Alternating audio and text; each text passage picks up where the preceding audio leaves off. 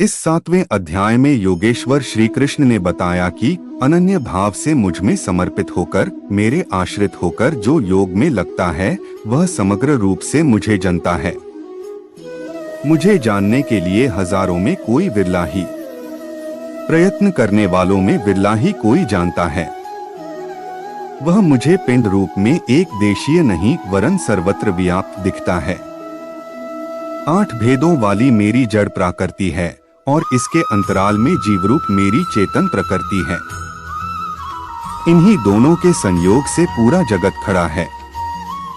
तेज और बल से मेरे ही द्वारा राग और काम से रहित बल तथा कामना भी मैं ही हूँ। जैसा कि सब कामनाएं तो वर्जित है, लेकिन मेरी प्राप्ति के लिए कामना कर, ऐसी इच्छा का अभ्युदय होना मेरा ही प्रसाद है। केवल परमात्मा को पाने की कामना ही धर्मानुकूल कामना है।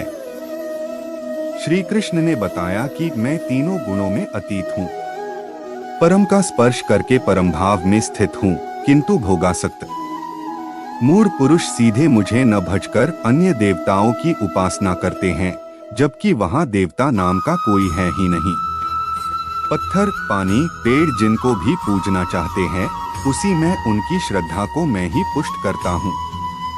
उसकी आड़ खड़ा होकर मैं ही फल देता हूँ, क्योंकि न वहाँ कोई देवता है, न ही किसी देवता के पास कोई भोग ही है।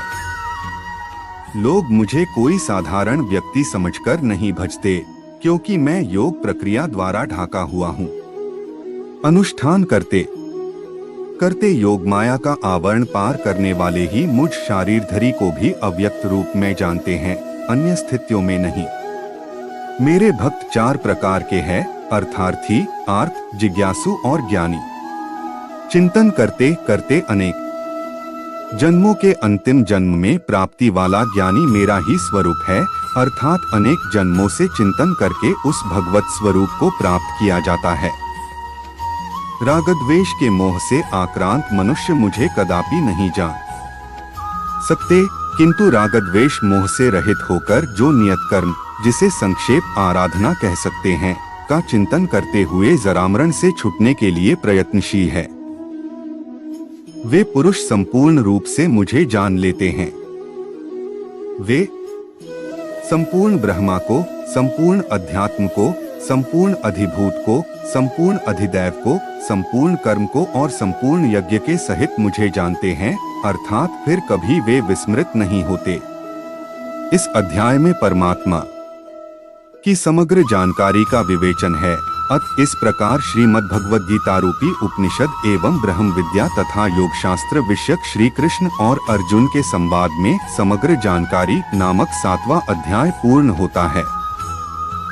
अगर आपको हमारी यह जानकारी अच्छी लगी तो वीडियो को लाइक कर देना और अगर चैनल पर नए हो तो चैनल को सब्सक्राइब कर देना। धन्यवाद। जय श्री कृष्णा।